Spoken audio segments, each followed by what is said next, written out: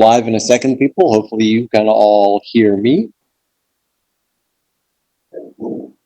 Sound good for the stream and everybody else? And for I can hear the volume way out there, yeah. If we're ready to go, then I am calling the meeting. Actually, I'll wait for Derek here before I call it. Just to make sure he gives me a thumbs up. Ready to go? All righty. So I am calling the meeting back to order for the open session. Sorry, apologies for being a little bit late. But first off is Pledge of Allegiance, and I will do it myself. Ready? Begin. I pledge allegiance to the flag of the United States of America, and to the republic for which it stands, one nation, under God, indivisible, with liberty and justice for all.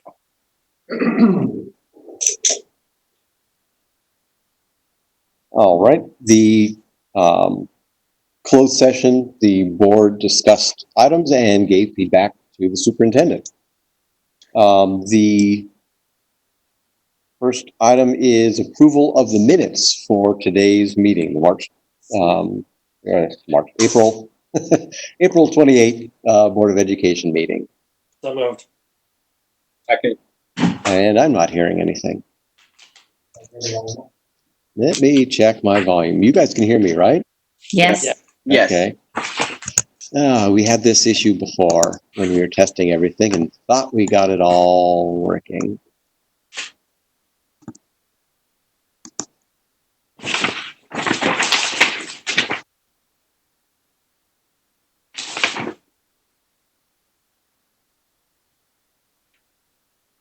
Now I can't hear you, Brad. I can hear you fine, Raymer. I can hear you, Mike. It's not Brad Waller. I can hear Sergio laughing. Okay, perfect. I'm glad I'm coming through. We can see his lips moving, but we hear nothing. Right. Poor Brad's try. I hope he's not gone far in the agenda.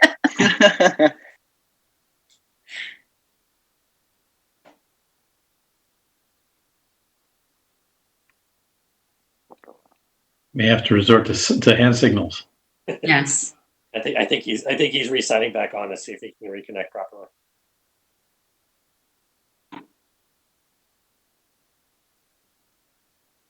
Switch.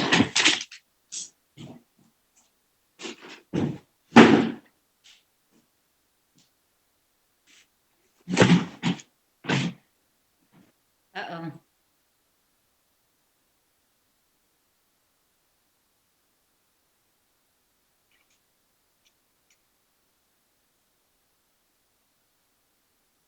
I don't hear Brad. Do I hear any of the other people now? Can still hear you fine. Yeah. Yeah, I can still hear all of you fine. So the WebEx side of it is working fine. You can hear Derek right now, correct? Yes. Yes. Right. Yes. Give me 1 second. Let me fix Brad. We'll be right back. That is very strange. Now we can hear you. Okay, I would say you have to hear me because I got feedback over there. All right. Yeah, we're hearing the feedback too. It's kind of funny because our first meeting went off flawlessly. It took a while to get the feed up, but otherwise our audio was all perfect. I can attempt getting the speakers on mine, but there you go, speaker.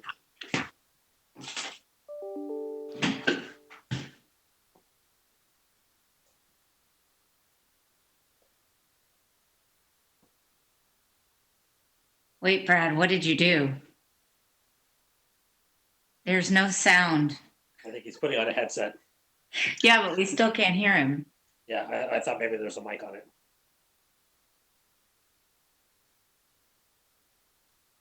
Hey, Brad, maybe you should do it from the podium. I may have to go up to the podium because I There you go. cannot Now I can hear you. Now I can hear you. get the audio Oh, you can hear me? We can hear you now. Yeah, we can hear you now. All We can right. hear you now, Brad. Run the run the meeting with the microphones. Although I don't get any audio through here, which is very odd. So we will have to see. So first off is the minutes, approving the minutes of the March 24th, 2020 Board of Education meeting. March 24th, so moved. Brad moved. Second. And did you hear that, Ricardo? Could you hear? Can you hear who David seconded? Yeah, David. David seconded. All right. Student advisory vote. Abstain. All in favor, say aye. Aye. Aye. Any opposed or abstentions? Oh, I'm looking at that one. I've got this. All right. The regular session was called to order at 10 a.m. The motion was made by Brad Serkin and it was seconded by Michael Christensen. And now, first up, reports to the board. Student board member report by Sergio Godinez. Yes, I hope everyone is doing well. I know this is a troubling time for all of us. Students are definitely adjusting to the distant learning, but I think it's going good so far. But in terms of ASB, ASB is still dedicated as always to the students at RUHS and in the district. So we have moved along in the process with elections and selection for students for the 2020-2021 ASB class. So currently we are having our campaign elections. So this week is all campaign week with students being able to vote next week through May 4th through the 6th. We've opened it up to a 3-day period just because of the situation we're in. But so far everything has been pretty smooth. We're having weekly meetings on Tuesdays at 1 p.m. So I will have a meeting after this. So back-to-back meetings. And then also exciting news. I've been working with Dr. Toronto and Mrs. Mata to help bring on the RBUSD District Spirit Week, which is very exciting because the young leaders have been working on it for a long time. So just to have their ideas and the work that they put in through during the school year, just being able to present it to the entire district is amazing. It's going to be the week of May 11th through the 15th. And it's going to be centered around the acronym of UNITY, which each day standing for a different letter. U is Upstander Day on Monday. Tuesday is Neighbor Day. Wednesday is Individualism Day.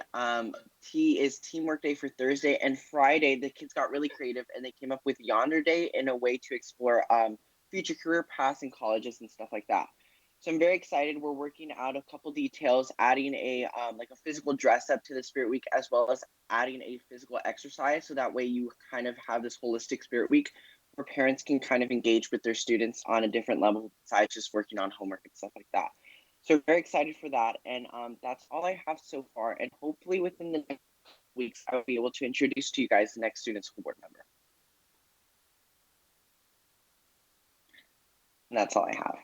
All right, thank you very much. I mute my microphone so that I don't make any extraneous noises while you're doing that. No worries. Next up is Superintendent's report, Dr. Stephen Keller, who's going to go up to the podium to, or he's just going to shout from there.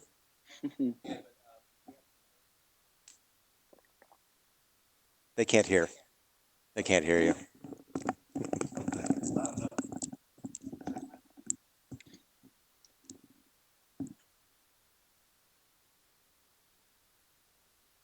I'm happy to introduce our team here at the district office, and we're going to start off with Dr. Nicole Wesley.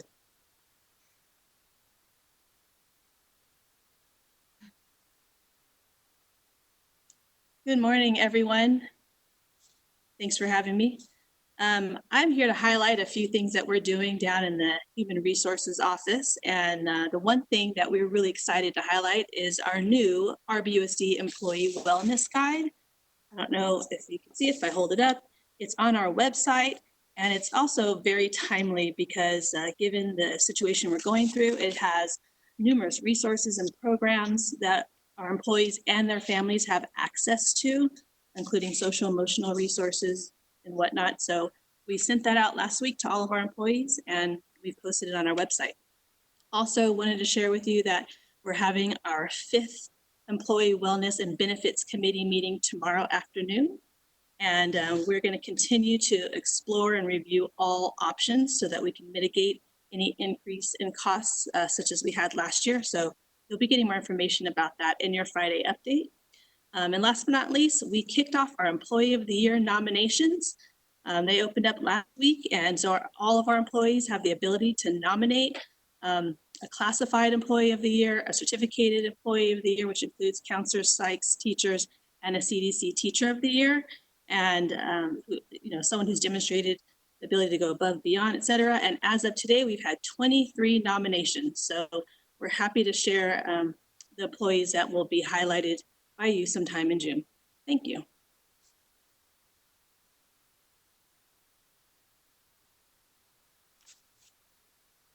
Good afternoon. Step. Wanted to share, thank you so much for the opportunity to share what's been going on with Ed Services about the distance learning program. 3 words. 1, what? 2, how? 3, building capacity. It's actually 4 words, sorry. So the what are students learning? What are our instructional objectives?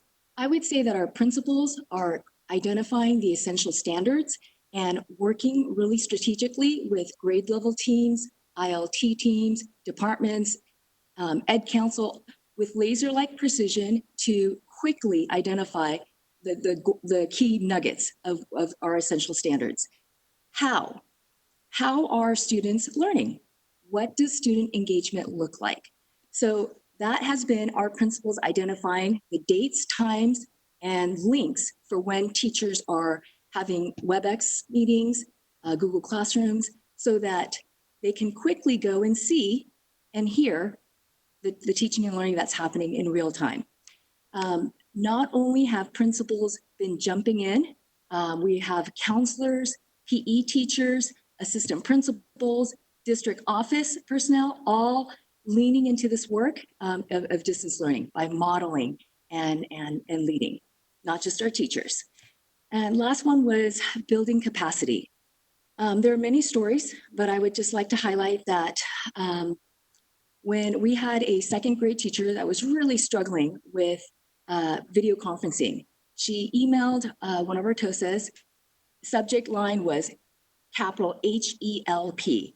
And our TOSA worked with that teacher side by side, Friday, Saturday, Sunday. By the end of Sunday, the teacher was ready to go, felt empowered, and was video conferencing.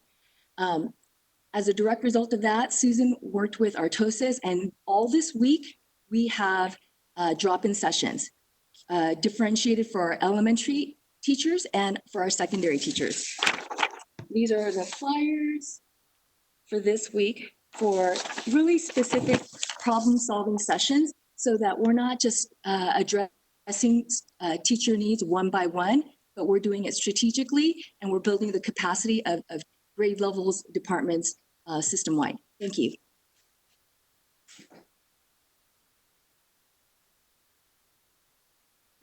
Good morning. How's everyone? I'm here to talk about administrative services and the work that's happening in administrative services. So we're doing lots, as you well know. The first thing that we're doing, and I think probably the most important thing we're doing, is we're providing meals to students. Anywhere from 850 to about 975 students come by on Mondays and on Thursdays with their parents. Sometimes they come without their parents to get the grab and go meal. So we're really happy to report that we are feeding our students. But again, both those that are previously identified as free and reduced meals participants eligibility, as well as any other student in our district. We recognize that there may be numerous students and families that were previously not eligible to participate in the federal free and reduced meal program that now may be eligible. So we're feeding any and all students and families that come for our meal service. The second thing we're doing is we're paying our employees. It's also really important to keep the economy going. And we are paying our employees. Our employees are working very hard and very creatively in this environment. And we're continuing to pay vendors and process orders. So I just signed couple dozen requisitions this morning online. We're ordering diplomas, we're ordering diploma covers, we're ordering banners for the class of 2020. And then we're also purchasing particular instructional materials and supplies that we know are going to be needed for next school year, regardless of the circumstances under which we'll open. We will need instructional supplies and instructional materials to support student instruction. So we're continuing to do that. And then lastly, which moves me into the budget presentation, is we are planning for multiple budget realities in both budget scenarios, given the best and most recent information, right? Like that, keeping our eyes attuned to kind of what's hot off the presses. So with that in mind, Ricardo has emailed all of you the PowerPoint presentation. As well, it is attached to Dr. Keller's report in the online agenda. So if anyone from the public is watching, one can click on that link under Dr. Keller's superintendent's report, and it is attached. So for the purpose of my presentation, what I will do is, as I go through page by page, I will just reference the page number that I am speaking to so that you can follow along. Any questions? Great. So we're going to move on from page 1, which is the cover page, onto page 2, which has the bar graphs. Thank you for the visual, Brad. I appreciate it. This is a look at RBUSD's general fund revenue trend since 2008. You can see the blue bars represent the LCFF, or what we consider our base funding. The orange is the percentage of our federal dollars that come to the school district. The red is our LCFS supplemental based on our unduplicated student count. Prior to LCFF funding, that red was referred to as state categorical money. It's now referred to as LCFF supplemental. And what you can see, and my purpose of putting this slide in, is to show you that our base, our total grant, as well as our base, is growing, both in terms of the total dollars that we receive. You can see back in 2008, we had a $65 million budget. But you can also see that our base funding for LCFF is growing as a percentage of our total revenue. And that was Governor Brown's intent when he proposed LCFF back in 2013. Oh, we're on. You can see it. Excellent. All right, next slide.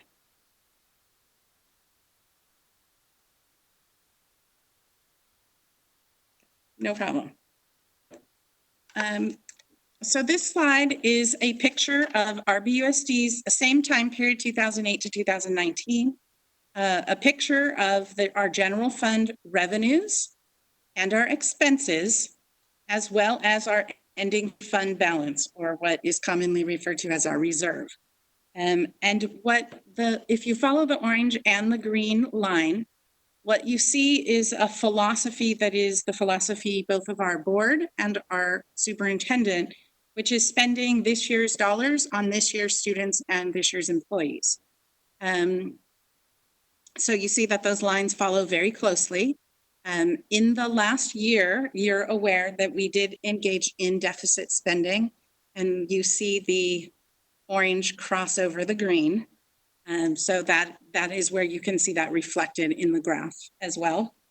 The fund balance at the bottom is clearly much healthier than we were during those recession years.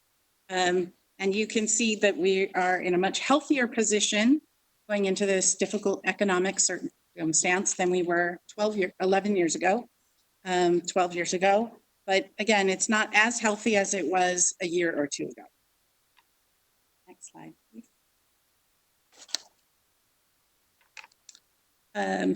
So then last month changed everything.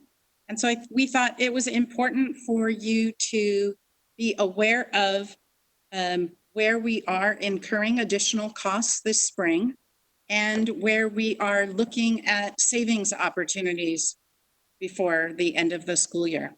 So on the left-hand side, in terms of looking for saving opportunities, we are saving from our intended budget, and we are saving in terms of the short-term substitutes that we are not hiring, right? Both on the certificated and classified side.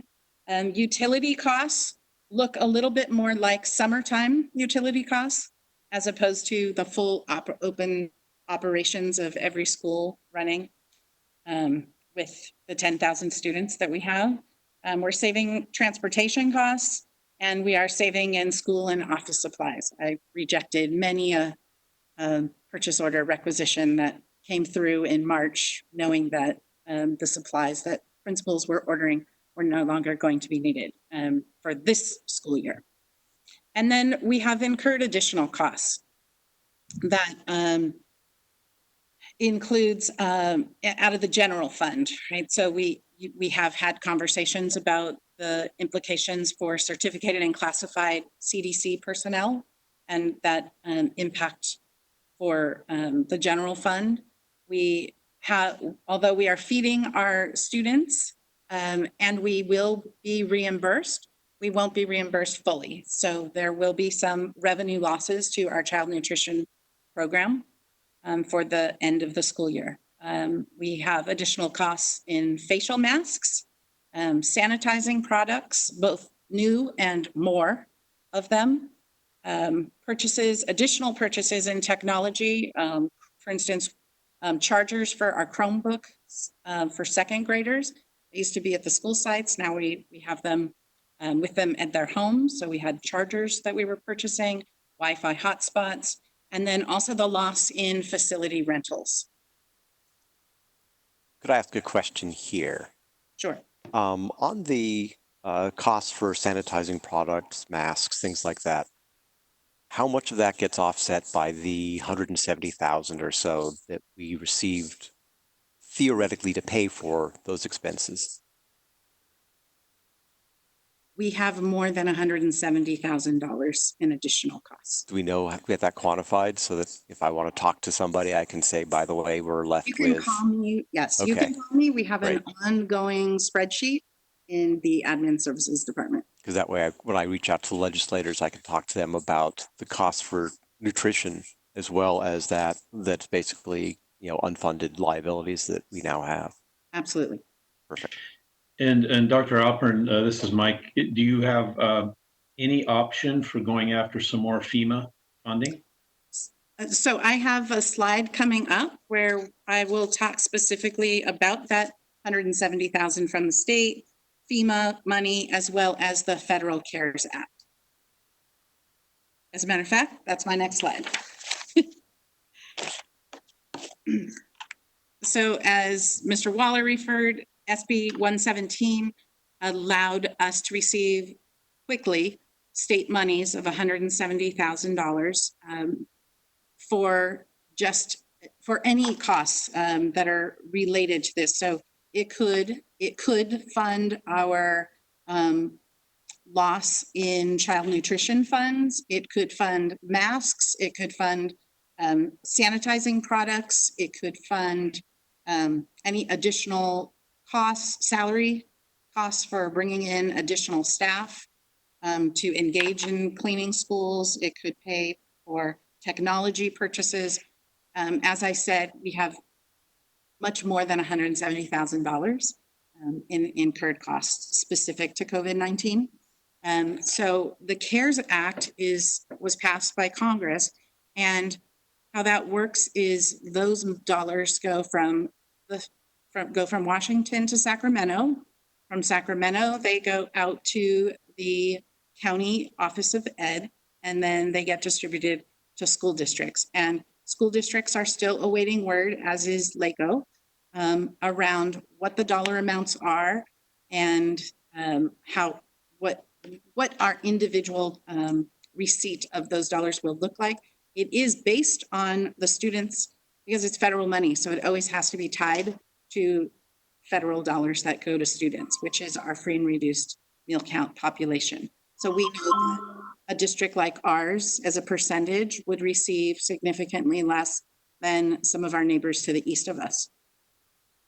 And then lastly, this FEMA disaster funding, there's a board item later in today's meeting where I can speak to this, but we are in line and going through the process of applying for FEMA funding. Yesterday, they just came out with a shorter 33-page version of the application process. And again, like I said, we are keeping track of all invoices and all additional costs so that as we complete the documentation and the paperwork, we have a both literal and figurative paper trail that we can follow. So,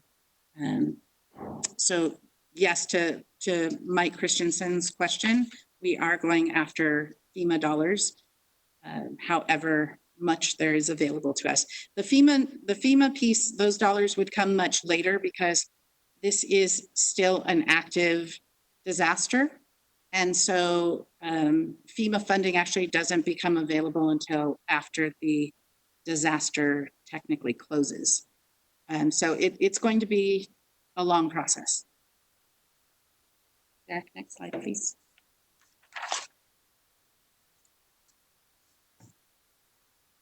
Based on information that we received from LACO, from CASBO, from school services, we know that the plan that originally was laid out for us when we all went in January to Ontario to listen to Governor's proposal for the budget is highly unlikely. As a result, they are making strong suggestions that we make recommendations and plans for various scenarios for multi-year projections. So what you see in front of you on this slide is scenario 1. That was the scenario we had back in January, where our projected COLA, the COLA that we had, the actual COLA for this year was 3.26. And you see us at our second interim with a 10.13% reserve. And the multi-year projections move us down the line. And let me just be clear what the assumptions include in these scenarios. The assumptions include our obligations to move employees along step and column, as well as PERS and STIRS increases. So that's what we know to be true. It does not include any other assumptions, whether it's health and welfare, salary, negotiations, anything related to negotiations are not included in these scenarios. So what we did was we assumed a flat COLA for scenario 2. And so what that shows is this year remains current. And then next year, we assume a 0% COLA. And the next 3 years, we assume a 0% cost of living adjustment. And then that's where we move down the line with a reserve. Again, no other changes being made to those assumptions. It's almost like, our model is similar to when the health experts talk about all the COVID-19 predictions. They're just models. They don't exist actually in the real world. They're just based on assumptions. Sometimes those assumptions come true or portions of them come true, and the models then have to be adjusted. And then lastly, scenario 3 presumes a negative COLA. Under the recession back in 2008, 2009, we did have a couple years where there was a negative COLA. So we assumed a negative 3% COLA for next year with flat cost of living adjustments for the 2 years after that. And so then you see what the reserve would look like without making any other adjustments or any other changes to the budget. So under those scenarios, scenario 2 and 3, either case, we have to maintain reserves of 3% minimally to be a solvent district. So obviously there's going to have to be some, assuming these scenarios are correct, there's going to be some significant adjustments we have to make in the coming years. You are correct. That's why I put them in red. Yeah, no, that's fine. But it's more so for the public to understand this. Yes. As great as it's been that we've built these reserves over the last few years, those reserves are coming to benefit us, but ultimately ultimately you're going to come, it still come with pain regardless. Yes, absolutely. And then Dr. Alpern, to Brad Zirkin's point, if that number was a positive number, but it was less than 3%, probably would also be red. Yes. One other question, Dr. Alpern, I know you mentioned it before, just a point of clarification. That negative 3% scenario 3 Yes. is based on what, I know it's all just a model and they're all guesses, but is that based on what we saw in 2008? Is that based on what we're looking at in projected losses this year in California, or where is that coming from? That is coming from the advisory groups that we have. They don't give a number to hit, but they say you should plan a scenario or two that would include a negative cost of living adjustment. But they don't say plan one for a 10% or, so we went with what originally was our positive scenario. We went flat and then we went negative, just almost to allow you to see follow what the implications are of that. So we can run any budget scenario the board is interested in having us run, but ultimately, and Derek, if you can move to the next slide, I can speak to this. But ultimately, we're all waiting for the May revise next month or in a few weeks to really get a figure to be able to more accurately run more models. And then so that happens in May. In June, we will still need to adopt an anticipated budget. And again, those will be based on the budget that you will adopt in June will be based on anticipated assumptions. We also anticipate that the legislature will adopt a budget, but we are hearing from multiple outlets, reliable sources, that there is likely to be an August revise. And that's a result, I've shared this with you in my Friday updates, a result of the taxes being due in July. And August would be a better time for the state legislature and the governor to be able to make and adjust some decisions that they make in June based on actual taxes that are coming into the state.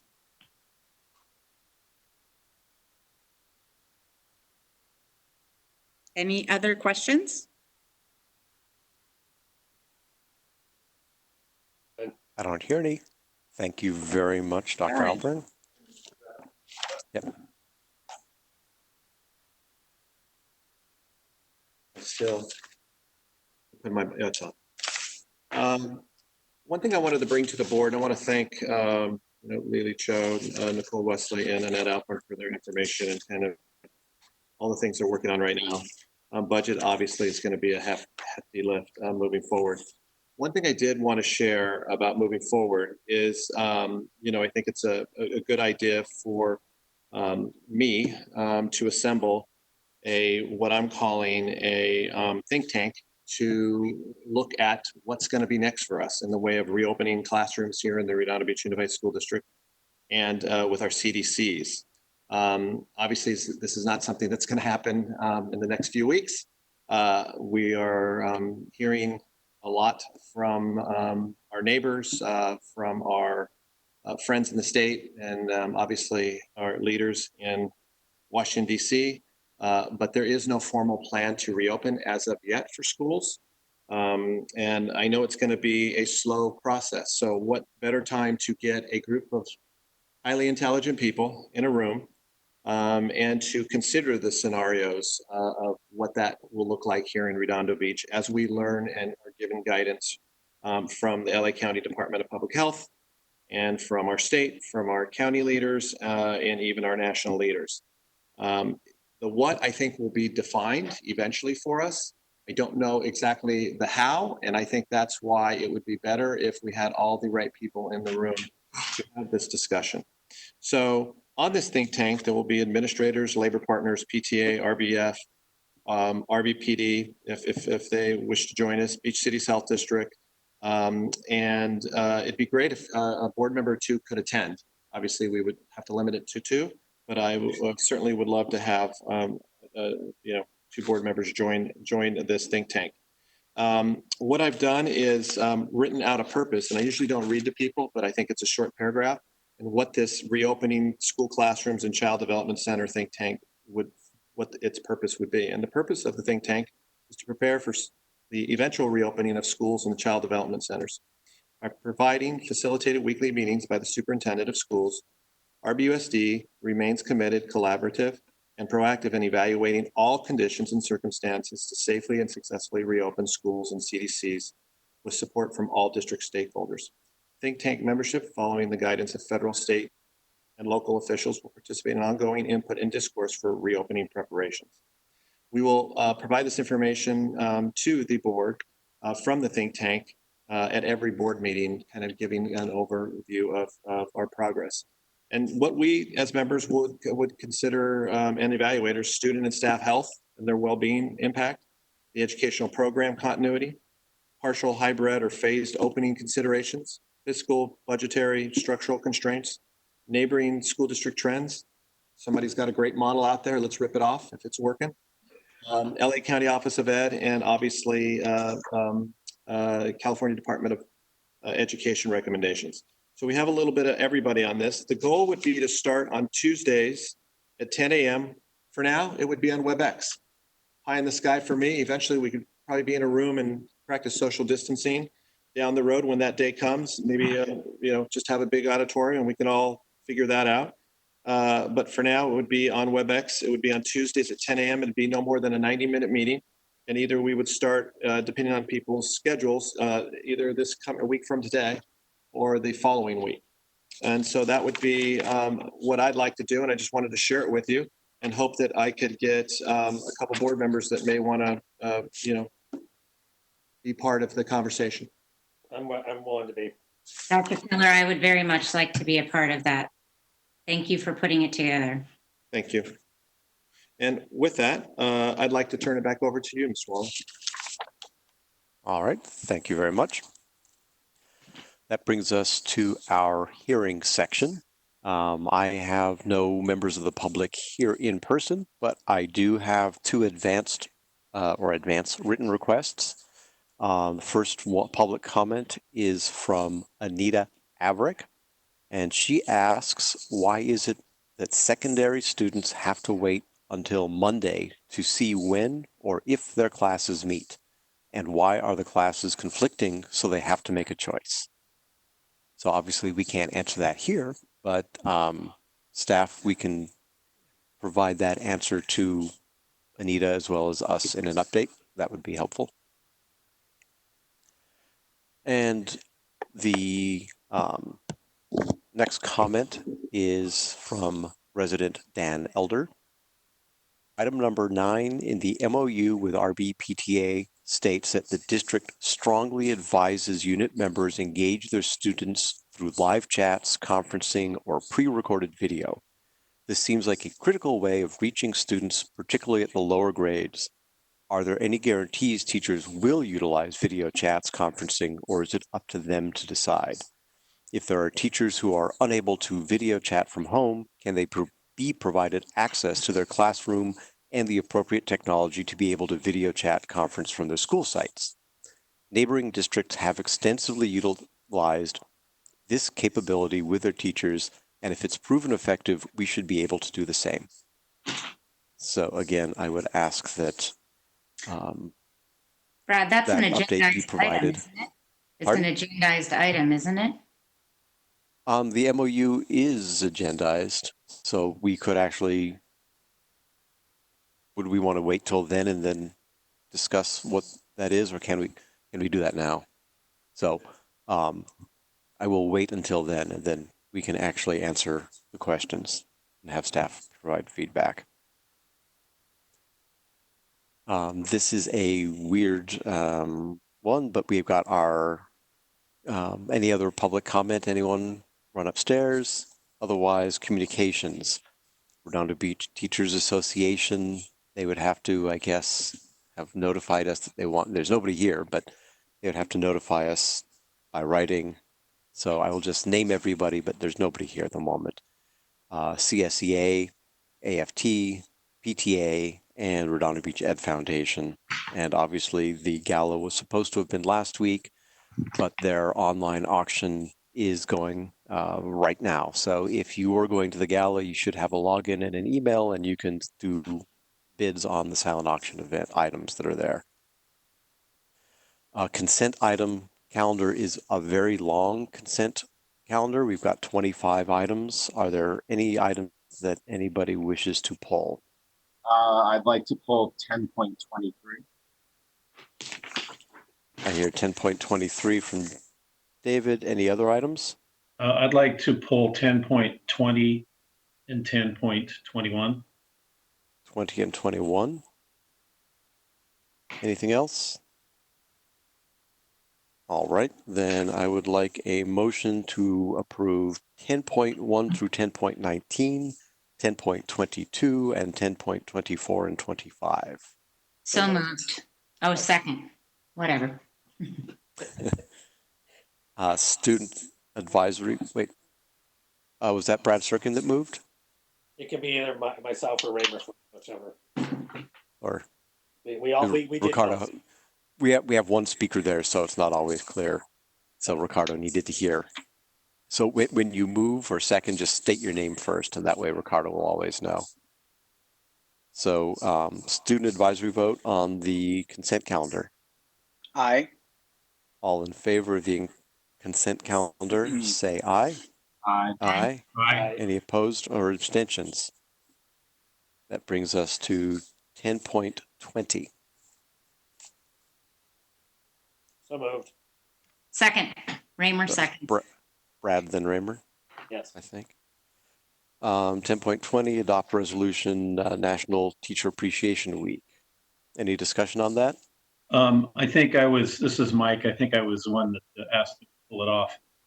This is kind of a unique time for two reasons. Number one is, the teachers who have always been my heroes are even more so right now than perhaps before. Also, we typically have some rituals that we do with teachers for teacher appreciation. And I was kind of wondering, and maybe we could ask Dr. Keller if he could give us some ideas. What's happening this time? Can we find some ways to be creative? Does he have some things in mind? And I might say that it would be the same comment on 10.21.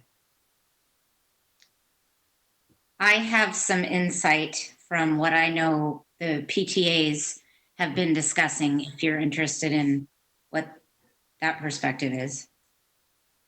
And I don't know that I'll leave it up to, Dr. Keller and our board president as whether we dive into this in the board meeting, or maybe that's just a subject for the Friday updates. But I just wanted to highlight 1020 and 1021 as being items that I think deserve some special attention right now.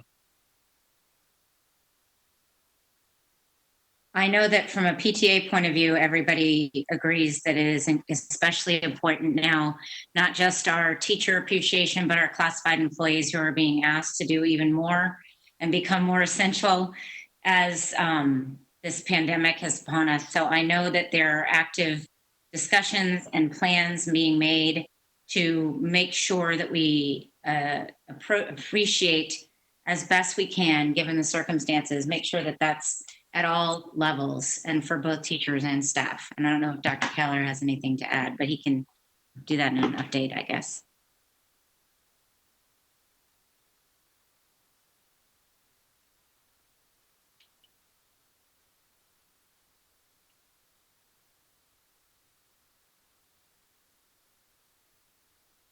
Can you all hear anything? Yeah, I heard everything. Oh, I'm not sure Brad heard us. I can. Well, can you guys hear Dr. Keller up there? no, not at all. Oh, That's what I there you go. asked. Sorry, it was muted. Oh. Go ahead. Okay. I'll start all over. It's a secret. We talked about this yesterday. Dr. Wesley has taken the lead. She's the human resource leader of our team. It doesn't cost any money. And it certainly will, in the end, hopefully bring some smiles to our staff.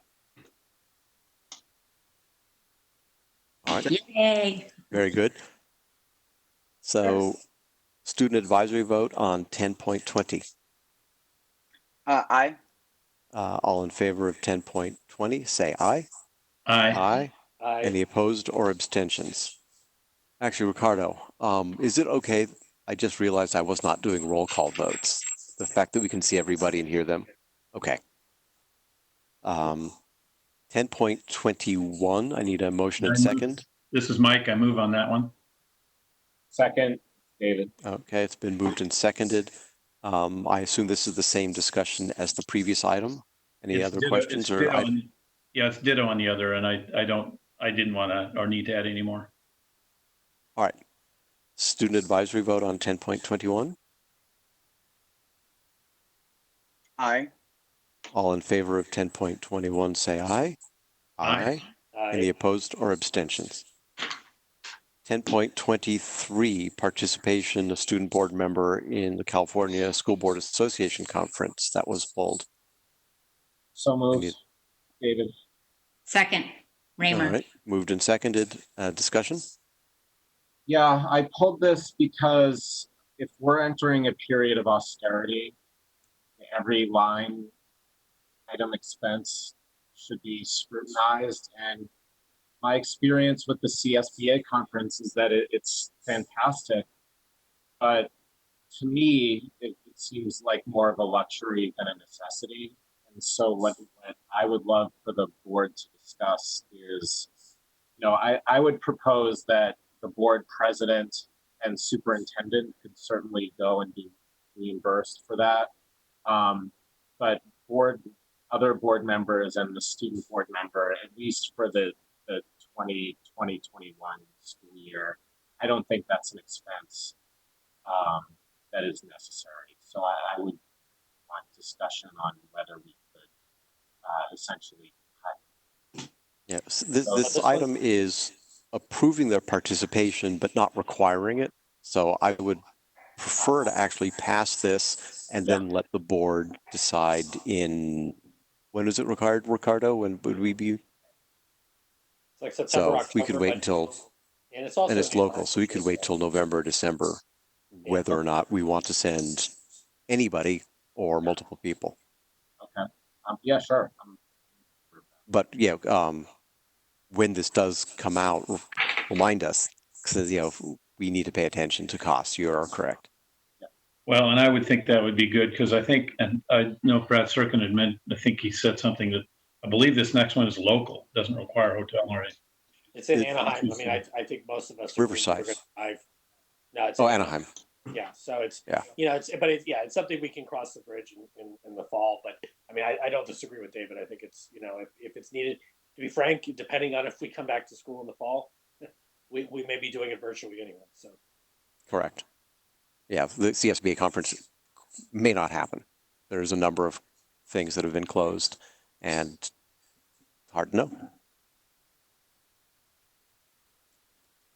Okay, so that is 10.23, student advisory vote. Aye. And I've been asked to do roll call, so David Whitkin, Aye. Michael Christensen, Aye. Brad Serkin, I, Raymer Flynn, Aye. and I vote aye as well. So that is unanimous. Okay, we're going to do roll call from here on out. So hopefully I remember. And we've got 13 action items, so it's going to be a lot. Our first action item, now that we are done with separate consent items, is 12.1. Adopt Resolution 19-20:30 attached, approving the form of an updated official statement for the district's 2020 general obligation refunding bonds and approving certain other matters related thereto. so moved. Brad, Second, David. Dr. Alpern. Yes, thank you. You received this lovely document, which is our updated official statement for your reading pleasure over the weekend. This is just a reminder, what you're being asked to do is to adopt this resolution. As a reminder, you sold the bonds last year, and we were able to, with your foresight, save taxpayers $1.7 million for this bond refinancing. And what the resolution is doing is ensuring that the transaction will happen now. So once this resolution is approved, then we will be able to move forward in the bond refunding. Dr. Alpern, this is Mike. Have the bonds actually been sold? Yes. Okay. Dr. Keller and I have participated with our due diligence call and went over very detailed questions over the updated official statement. Yes, thank you.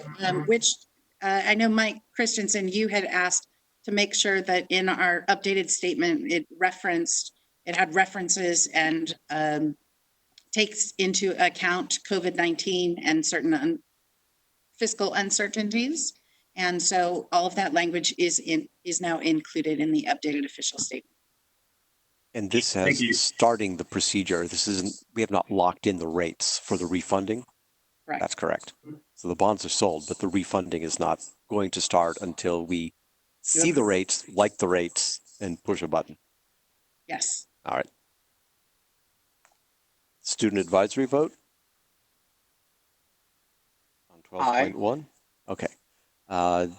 David Whitkin, Aye. Michael Christensen, Aye. Brad Serkin, Aye. Raymer Flynn, Aye. and I say aye. 12.1 is approved unanimously. 12.2, approve bid award to ERC per attached for Washington Elementary School roofing project. Mike, move. David, second. Dr. Alpern? So for the next two agenda items, I've asked Fred Nail to join us so that he can speak to the necessity and urgency for the two items with the board. So I'm going to step down and allow him to come up and speak to you.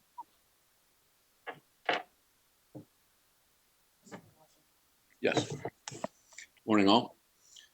The roof at Washington really does need to be replaced. It's not something we want to push down the road. Last year, we experienced on the day before school opened a mold issue, which will only increase, get worse. And this one is one I don't believe we should push back at all on. Any questions? I think it makes a lot of sense. Roofing is one of those things that you just can't ignore, and you're better off fixing them before they become a problem because it gets very expensive. So I'm happy to see a roofing issue or a roofing item there. And they are a problem now. Okay. Any other questions? Just a comment to Fred. I don't know if we're going to get a chance to see you again, Fred, but you're one of our heroes as well with all that you're doing to keep things together, and please pass this on to your essential employee teams, and please keep them safe. Thank you. Student advisory vote on 12.2. Aye. David Whitkin, Aye. Michael Christensen, Aye. Brad Serkin, Aye. Raymer Flynn. Aye. That is unanimous. I say aye. That is unanimous. 5-0. 12.3, approve bid awards per attached for summer 2020 paving project at Alta Vista, Borough, Bernie, Jefferson, Lincoln, Madison, Toledo, and Washington elementary schools. So moved, David. Second, Brad. Thank you. And Fred? Okay. Last summer, we did 4 schools, Bernie, Jefferson, Lincoln, and Washington. And part of this program is to go back, slurry seal, and restripe these. And that is to protect what we've done and to extend its life. It's the best way to do it. That said, Alta Vista, Burl, and Madison had nothing done because they were in better condition than the others. I really highly recommend that we do those 3 at minimum, but would highly recommend we do all 7 if there's any way at all we can do it. Because a year from now, these numbers are going to go up, virtually guaranteed. And I think we got a great deal. And I know from my tours of the campuses over the past year that a lot of the blacktop, it's cracked, there's maintenance issues, and my biggest fear is that student trips over something and gets injured because we're not maintaining it properly. And to me, even with the fiscal issues that we're seeing and coming up in the future, this expense is worth it because again, it's a health and safety, not just maintenance. Well, but that's also one of the reasons. Any other we have a deferred questions, maintenance. comments from other board members? I said that's one of the reasons why we created this deferred maintenance fund a few years ago, was to make sure we ensure that we cover these things. So, you know, as it's needed, we should be fixing it, especially if it's essential. Fred, if we, and this question comes from, you know, the fact that we need to be scrutinizing every big line item closely. If we postponed Alta Vista, Beryl, Madison, and Washington, is there a material risk that injury happens to kids or staff, or is this like are we risking physical harm if we postpone it a year? Well, Washington we did last year. That's just a slurry stripe this year. The three this year that need the cracks filled and the repairs is Alta Vista, Beryl, and Madison. Yeah. And you do have open cracks, rough edges on those three that we should absolutely take care of. Like I said, to cover, protect our investment on the other 4 school sites, I highly recommend you do it if there's any way we can afford it. Is there a way, like, if these projects aren't going to start till the summer, given, you know, the May revise is coming up in, is there a way that maybe you and Annette could walk those 3 sites and take pictures so we can have like visible evidence at our next meeting or in a Friday update before we move forward with this? I'm going to turn this over to Annette.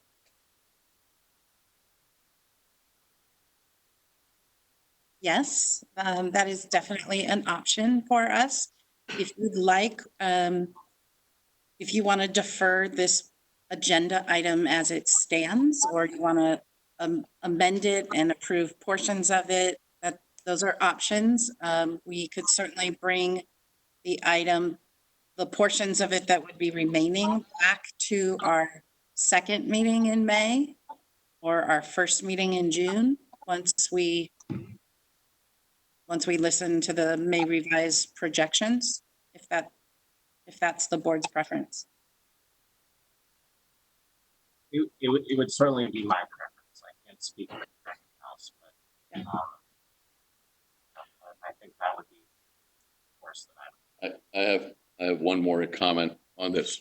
If we were to push it into June, we may get some pushback from contractors when we walked in to give them a schedule where we would be working, and also indicated that we were looking to push this forward with the schools empty. It's a great opportunity to get it done without impacting any programs, any people, anything. We can go a lot faster, but. Yeah, no. Yeah, I was going to ask how long those bids were good for. There's really not a drop dead date contractually, but we did publish a schedule. And what was hang your hat on? What was the schedule that? I mean, May, June. It started the day school got out June 10th and went right through the end of August. Okay, so we may not necessarily impact that if we wait a month. You might, if you get it contracted in May, you'd be okay. Yeah, but if we hypothetically wait till the end of May, most of these guys, if they get other jobs, they're going to take right. it. So I mean, they're not going to wait for us a month. Yeah. Well, when's our next board meeting? That's up for discussion, but I would hope that it's going to be the original date of May 12th, whatnot, unless we vote to cancel it, which I don't think we should. So the May revise, I believe, is scheduled for May 19th. So it would really be the May 28th board meeting that we would be Okay. looking at this item, Well, that's not what I or was. some version of this item. That's my comment is waiting till May 28th and telling the guys, we'll block out your schedule for December on the offset chance we approve it. I think we need to make some definitive decision one way or the other. And that's correct. And you also have sometimes close to 30 days to contract by the time you get all your bonds, everything in place. It doesn't just happen overnight. So, Just Fred, that this, schedule. yeah, this is Mike. If we do that, what is our risk that we're running the price up if we delay these guys? But I can't really project that. So with the way things are going right now, there's no telling who's going to be doing what. If they'll have way too much work or no work at all, it could go anywhere.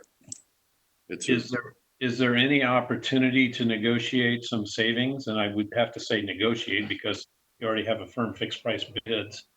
But to negotiate any savings by cutting them loose a month early to start this work now? We'll probably have to take it back out to all the you'd have to go back to all the bidders and say it's kind of hard to negotiate after a bid. After a contract, then you can do a little value engineering. So that's after your contract.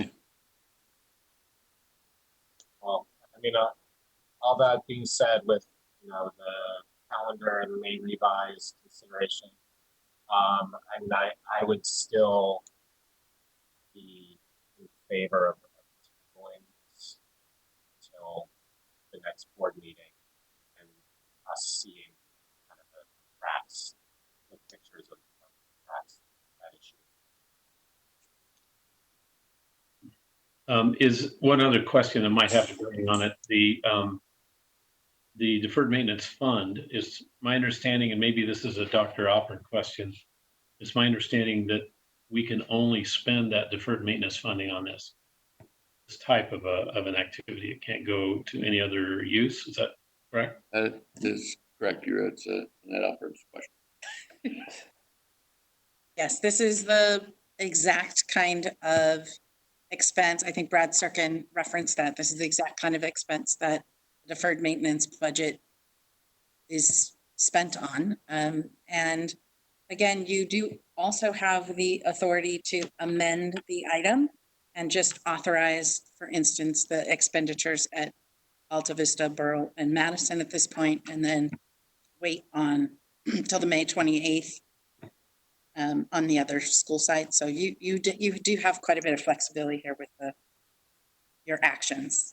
I hope you understand that there's no objection that it's needed, all of it, and it's the right place for it to be coming from. Our concern as a board is wanting to make sure that if we're going to be looking at a -3 response, and that is on a plus side, that we find every way we can to save money or defer paying for money without ever causing safety problems. So that's the only reason that we're being as careful in questioning it. It's, Now, all right, so two things. To answer Mike's question, the deferred maintenance, my recollection is we can spend it on anything we want. We ultimately created the deferred maintenance out of our general fund for purposes of ensuring that we don't have to ask for another bond to fix the turf fields and fix those things. So theoretically, we can move that back to general fund and someone can correct me otherwise. That being said, I'm not making that recommendation because that's the whole purpose of the deferred maintenance fund. One thing we might want to consider and something to discuss, and it's always the holy grail, but we do have money in aviation that we could borrow from to cover some of these more urgent things, which allows us to handle it during recessionary times right now with the projection of paying it back, but allows us to not touch our general fund or general fund attached funds, if you will, and by still accomplishing the same goal, which is getting it done, but not touching the true deferred maintenance category, if you will. So just throwing that out there. Thank you. Another question on this one. Are there particular schools that were going to be done earlier rather than later? Or more specifically, were there some school sites that were going to be done later in the summer as opposed to earlier? Well, they were all scheduled according to CDC and summer program use, which is now moot point. There's no one there. We can jump in and go as fast as we can. And in the event that I have heard a little mumbling that there could possibly schools coming back for summer use, we'd be ready if we got going sooner than later without impacting anyone. But And I also think I heard Alta Vista, Burl, and Madison were the more critical schools, is what you were saying? they were the ones that we haven't done anything to yet, because they were, when we started this program a few years ago, they were in the best condition. We went worst first, which was Lincoln and Toledo, and worked our way, to the other end.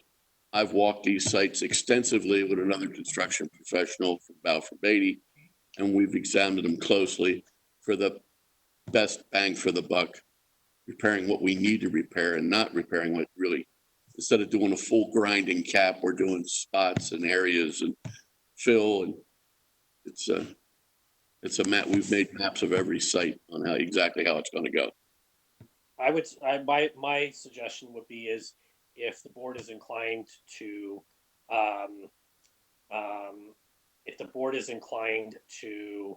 approve this in the concept of we need to do it, is maybe we make an amended basis of where the funding is coming from, with the pretext of, as we have in the past, that we would use that money we would use money once we get a much clearer basis on the May revise to, on how we ultimately would pay it back, and creating a basis to do so. But that would be my recommendation. As a secondary, just note, the governor has just made an announcement in the last couple minutes that he's looking at restarting the school year late July or early August because of learning loss if we return to campuses. So just throwing that out there as an additional piece is, if the board is inclined to doing it, this might be the best scenario, because ultimately the aviation fund can only be used for property, whereas our deferred maintenance could be transferred back to general fund if we really got tight. Brad, I would agree. I think at our last board meeting, we approved borrowing from aviation because the rate's the best we possibly can to borrow that money. And this seems like a great way to get this fixed as soon as possible and still preserve as much for the uncertainty to come.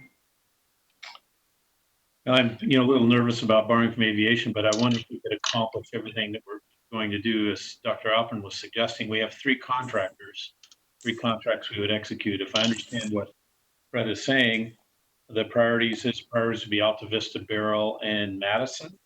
Correct. Which the one contractor, Rose Paving, who was low bid on so many of them, if you gave each one of those contractors one, you could knock out all three of the priorities, defer the rest until, as David had suggested, we do a little bit more of a review on what has to go forward. And perhaps what Raymer is suggesting, we keep that May 12th meeting on the books, if nothing more than to just review the remainders and then decide whether or not we do the remainders. That gets our priorities, it gets everybody one contract, and we get the priorities done early. That would be one other suggestion. But just keep in mind, and again, I'm not disputing the concept of keeping the meeting. We won't have any numbers on May 12th to have any real decision making. So the decision making will be moved to May 28th or beyond. So again, I'm not advocating one way or the other. Just want everyone to be clear on dates. And you and Mike Christensen, you would recommend funding those three schools out of aviation? Well, if we had to, not real happy with that, but if we had to, at least that would cut down the expenditure by about half for now, until we determine the need for the rest, and still keep it going. I hate to see pavement is second only to roofs as far as keeping it maintained, I believe. Yeah, and keep in mind, again, aviation itself is making 1% or less interest. It's not, we're not, it's really more of a strategic move for right now. Once the May revise comes in and hypothetically we get a 3% COLA, I'm being very generous in my statement, but we have the opportunity to just come back and say, all right, well, we're going to reallocate where the funds are coming from. But it gives us a longer bang for the buck. And on the premise of, let's say it's 100,000, just for simplification of numbers, if we were to say we're going to allocate 25,000 out of our budget for the next 4 years to go back to pay aviation, we really have lost nothing by doing that, but it leaves the opportunity open for other things out there right now, in case we have to make even more radical decisions. I could agree with that. Yeah, Do so we- that would be just amending the item forward. I lost what, sorry, say it one more time, David? So I would be supportive of then amending the item so that we move forward with the Alta Vista, Merrill, and Madison. But I would want to not move forward with the remaining schools. Pending Annette and Fred, walking the sites. Yeah, but we need a actual motion if we're going to change anything, so. I think that was his motion. Okay, I'll move to amend the item so that we move forward with Alta Vista, Merrill, and Madison. Can you hear that, Ricardo? And that it come out of aviation? Yes. Yeah. As borrowed funds, not as permanent. So Could- just to Could you hear that? Funds, yes, not, So restate it so that Ricardo and the rest of, yes, let me restate that for Ricardo's sake.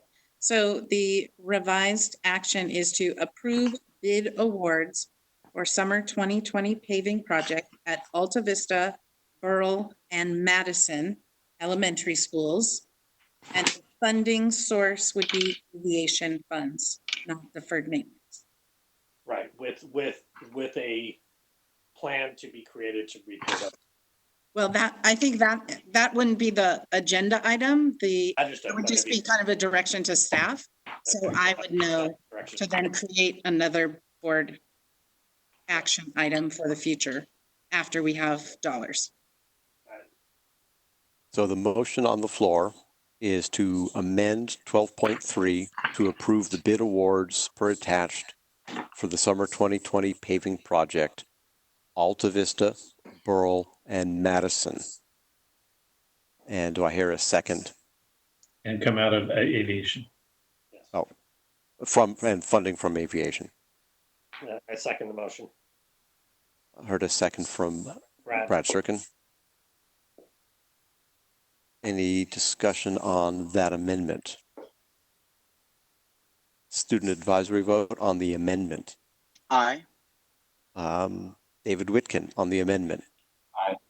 Michael Christensen. Aye. Brad Serkin. Aye. Raymer Flynn. I, And I agree as well. Aye. That is 5-0. That now brings us to the modified 12.3, since we just amended it, to say approve bid awards per attached for summer 2020 paving project at Alta Vista, Burrell, and Madison with funding from the aviation fund. Any discussion on that as modified? Nope. Student advisory vote? Aye. David Whitkin, Aye. Michael Christensen, Aye. Brad Serkin, Aye. Raymer Flynn, I, and chair votes aye as well. So 12.3 is approved as modified. 12.4, approve Redondo Beach Unified School District student Chromebook purchase under the CalSave piggyback contract from CDWG. So moved, David. second Raymer. Moved and seconded. Derek, take it away. Good afternoon. Usually we bring this board item before you, usually the first meeting of June or the last meeting in May. This is for the 3rd, 6th, and 9th grader Chromebook purchases for the 2021 school year. The reason why we're bringing this early is because there is a slowdown in the supply chain, with most school districts and across the country buying Chromebooks off the shelf. So it was recommended that we put in our order now, receive our Chromebooks sometime in mid-July, early August, and I'll be ready for the 2021 school. Any questions? Yes. So Derek, let's go with the scenario that we didn't order Chromebooks for this year, and I want to put out a hypothetical. Okay. Explain to me what's involved with staff if we decided that we didn't do it hypothetically. The 8th graders bought their Chromebooks in the 9th grade. What would be what and the same thing goes. The 5th graders brought it in the 6th. At this point, are we seeing a significant amount of Chromebook failures, challenges, issues on these 3-year-old Chromebooks? Yes. Okay. Yes, so I will give you kind of the breakdowns. For 3rd through 5th grade, once we get the Chromebooks, they're really on their last leg. We part them out. So on the 5th grade, 8th grade, 12th grade Chromebooks. So remember your freshman year, you get a Chromebook, you keep it all the way to your senior year. Those are virtually 4 years of life. Most of the seniors are kind of tired of using them. They're kind of doing their BYO, bring your own computer. But they're still using the Chromebooks. They do last some life. Out of middle school, by the time we get them their 8th grade year, like I said, we've had this conversation before with middle school. They roughhouse them a little bit. We primarily use most of the 5th grade Chromebooks that are collected at the end of the year for parts. We use the 12th grade ones for parts, and then we do use the 8th graders for parts. So we move screens out. We take certain parts for different models, and also there is a different model every couple of years that we are getting. So it's hard to keep those parts in stock. They don't keep it that long. So pretty much our refreshment policy has always been what we've done here, because by the end they're pretty used up. They're getting arthritis. They're not working well. Yeah, from a fiscal responsibility standpoint, we do want to make sure that we're not overspending on things. But from what I've seen and observed over the last 5 years that we've had these, I don't remember how long it's been now. 6 years. We've got a decent amount of spares. We were able to use them for replacements when kids have problems, when warranties have been submitted. And lately, right now, for the 2nd graders, we were able to loan those out. So I like having the fact that we have those in reserve. And as important as they are starting to become, and I think will be next year, getting a higher quality book that we're getting now that we're sure will last. And even if some of them can go 3.5, 4 years, when they're only needed to go 3, I think it kind of makes sense to do it the way we've been doing it. And at the same time, in some of my discussions with the legislatures about the unfunded things for sanitary products and masks and everything else, increased technology, I think, makes a lot of sense. So we can go and talk to them about saying, how do we get more funding? Just the fact that we have the Measure Q bond that pays for this. And, we definitely want to make sure that people remember that we're in the situation we're in right now with everybody at home. We didn't have to scramble like a lot of districts around the state did and start buying Chromebooks and figuring out how to distribute them. I saw stuff on the news about long lines of cars as people go through and got their Chromebook from a different district, things like that.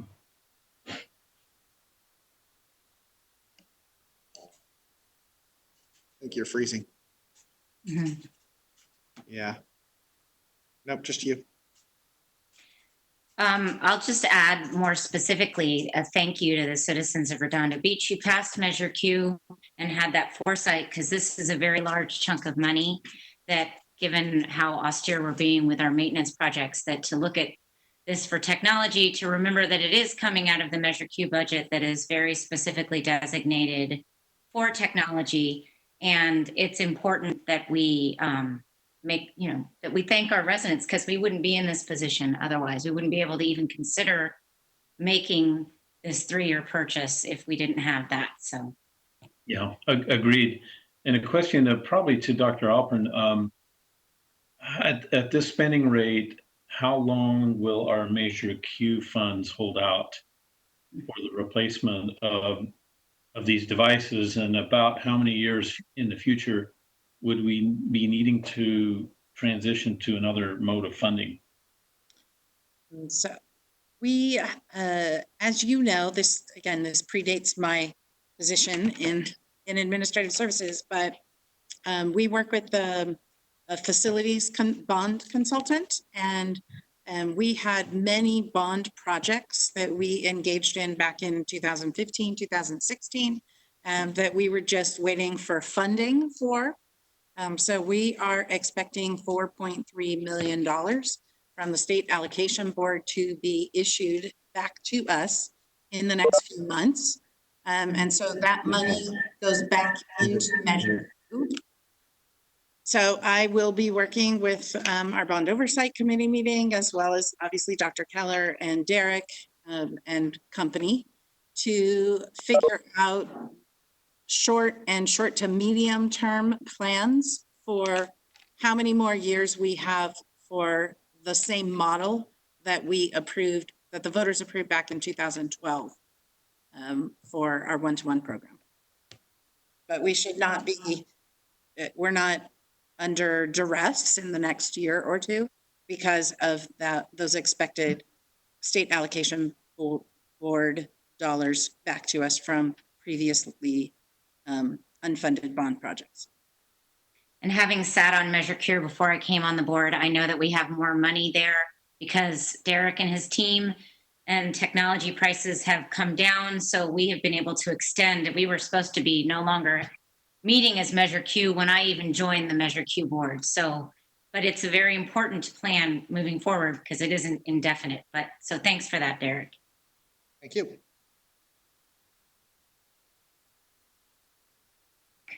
Oh, you're muted. Did we lose Mike Christensen? Okay, now I want to make sure that I can be heard. Just Thank you.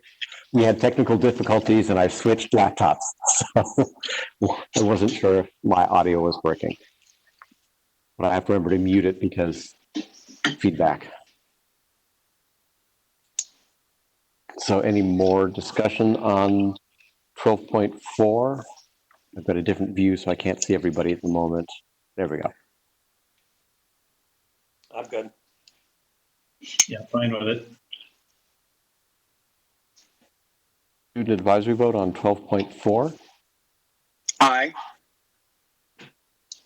Raymer Flynn. Aye. David Whitkin. Aye. Michael Christensen. Aye. Brad Waller, I say, or Brad Serkin. Aye. And I say aye. Different screen arrangement, and I used to be going a different direction. 12.6, collective bargaining memorandum of understanding We need agreement. to do 12.5, Brad, sorry. Oh, 12.5. Adopt resolution 19-20:33, designation of applicant agent for non-state agencies and signature authority for California state agencies. Moved, Brad. Second, David. Okay, it's been moved and seconded. That would be Dr. Alpert. Here I am again. It's gonna get sick of me. This is a request for you to approve this resolution. This will be signed and submitted as part of our FEMA application. This is a requirement for FEMA funding, and it just authorizes Dr. Keller, myself, and our fiscal services director to be working on the application and documentation for FEMA. And as Brad Waller suggested, the additional purchases of technology, while we will be in the short term paying for that out of Measure Q, we absolutely will be including that on our list of COVID-19 related additional costs.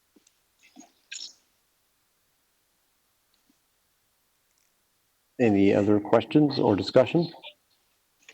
No. Okay, student advisory vote on 12.5. Aye. I think it locked up, but I think I heard Sergio. That was correct. Yeah, okay. Yeah. Raymer Flynn, Aye. David Whitkin, Aye. Michael Christensen, Aye. Brad Serkin, Aye. and the chair says aye. That is unanimous. 12.6, collective bargaining memorandum of understanding, agreement with Redondo Beach Teachers Association regarding school closures due to COVID-19. Brad. Brad says moved. Need a second? Second, Mike. Okay, Mike seconded. Dr. Wesley. Yes, the next three action items, actually, we can go over one at a time, but just wanted you to know that all three agreements with RBTA, AFT, and CSEA respectively. All three of these MOUs are regarding the school closures due to COVID-19, and they outline the expectations and terms for both parties, and they're presented to you today for adoption. So 12.6 is the MOU with RBTA. And I know there was questions about that particular MOU, which I can address if you'd like. Sure. I'll reread the public comment from Dan Elder here, since this is the appropriate time. He says the district strongly advises unit members engage their students through live chats, conferencing, or pre-recorded video. This seems like a critical way of reaching students, particularly at the lower grades. Are there any guarantees teachers will utilize video chats, conferencing, or is it up to them to decide? If there are teachers who are unable to video chat from home, can they be provided access to their classrooms and the appropriate technology to be able to video chat conference from their school sites? Neighboring districts have extensively utilized this capability with their teachers, and if it's proven effective, we should be able to do the same. Okay, yes, actually have a copy of the comments, and there's a lot in there. So let me just start by saying that teachers do have access to video conferencing and chat capabilities from home. They also can come to their classrooms to get instructional materials if necessary, but they do, and they have been using video conferencing and chats. I would respectfully disagree that, quote, neighboring districts have utilized extensively these capabilities with their teachers. I can tell you, as a matter of fact, Monica Joyce, who is also watching this, has confirmed with me that she and I both are receiving the same information from one, my job alikes, and her, other union presidents, that other districts are not utilizing virtual WebEx lessons to the capacity that people may think. As a matter of fact, other districts have reached out to us for our MOU. I've shared our MOU after it was signed. It has been the guide for other districts. And so actually other districts are following our lead, which is something we are proud of. Also want to point out that our MOU language is the most robust language that we have seen to date, which is why other districts are utilizing our language that says that we strongly advise and strongly suggest that unit members engage their students through live chats.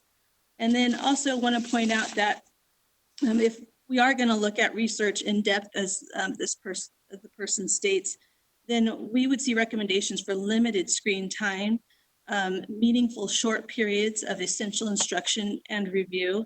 And it's important to utilize a variety of modalities to reach students. We have a range of students with various needs and various ability to even access the information if it were to be recorded live, such as teachers are using embedded videos, Flipgrids, Google Docs, live lessons, recorded lessons, Google Slides, the list goes on and on. But the whole point is to engage our students in some capacity, not necessarily video or live for long periods of time. Last thing I wanted to point out is that our teachers, if you read the MOU thoroughly, must have 2 hours of office hours a day in which both parents and students can reach out for individual assistance or have questions answered. Dr. Wesley, to that point, do we have any data that shows how much those office hours are being utilized? I'm not aware if we have any data about students accessing the office hours, we can see that teachers are holding them. I'm not, Right, I have to look into that with IT. I'm not sure. Well, The yeah, others. I mean, it's probably not an IT question so much as just things you hear anecdotally. Like, are kids taking advantage of it? Yeah, I'd say anecdotally, yes. I'd also say as a parent, yes. I have a fourth grader at the elementary level. I know her teacher is live 3 days a week, if not 5 at times. She uploads recorded lessons, mostly so students can go back and review them. I'm helping my child after work hours, which is helpful to be able to go onto the Google Classroom and pull those pre-recorded lessons to assist her. Just anecdotally and talking to high school teachers and middle school teachers, they are logging in, they are engaging with their students live as well as recorded. I actually have a great example to share with you in my Friday update. I can't wait to share with you. So you'll see some of what I'm speaking about. Are there any questions on that? Does anybody have any other questions or anything they would like added to the next Friday update? All right, thank you very much. Just a clarification, this MOU is just for through the remainder of this school year, just for the audience purposes, correct? It is through June 30th, so a couple weeks beyond the school year. The school year ends officially June 10th. Thank you very much. Because this is employees, no student advisory vote. All right, so you won't be voting the next couple, Sergio, which says that Michael Christensen, your vote on 12.6. Aye. Raymer Flynn, Unmute. Aye. David Whitkin, Aye. Brad Serkin, Aye. and I vote aye as well. 12.6 passes unanimously. 12.7, collective bargaining memorandum of understanding agreement with American Federation of Teachers Local 1475 AFL-CIO regarding school closures due to COVID-19. Mike, move. Second, Brad. Okay, much like the RBTA MOU, we did negotiate an MOU with AFT, our CDC teachers. It too outlines the expectations and terms for both parties. And so the recommendation is that you adopt this agreement. I don't think there's probably any other questions other than the same. This again ends June 30th. All right. Raymer Flynn, Aye. David Whitkin, Aye. Michael Christensen, Aye. Brad Serkin, Aye. and I vote aye as well. That is unanimous, 5-0.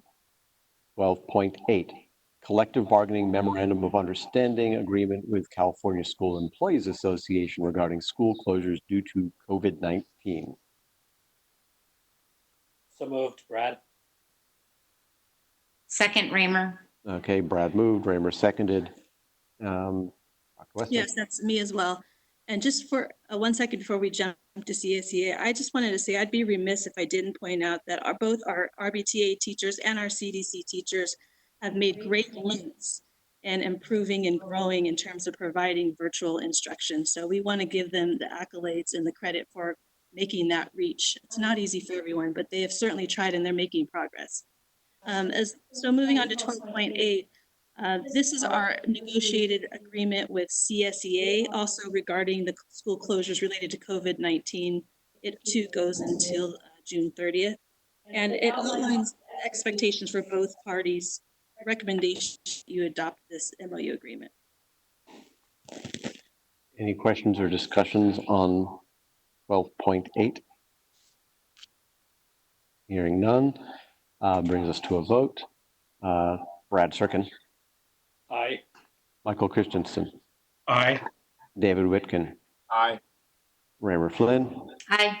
and the chair votes aye. That is unanimous, 5-0. 12.9, collective bargaining memorandum of understanding agreement with California School Association, California School Employees Association regarding furloughs for CDC 12-month instructional assistance. Mike, Moved. Brad, second. Mike and Brad. So that's you again, Dr. Wesley. Yes, thank you. As you're aware, our CDC program typically runs year round, and there's a possibility we may not be able to operate that program during the summer months, the 2 summer months. And if that is the case, if we are unable to open our CDC program this summer, which fingers crossed we are able to do so, but if we aren't, we have negotiated this agreement with CSEA to possibly or furlough or consider furloughs for the 12-month CDC instructional assistants. There's a total of 12, but it would be only for the CDC 12-month instructional assistants for the summer. So we're waiting to see what the outcome is for the summer, but we may have to take this consideration if we don't reopen. And what is the time frame on this agreement? This goes until the end of June 30th. Sorry, let me take that back. For 12.9, this takes us up until the day before school starts. So I believe it was August 14th.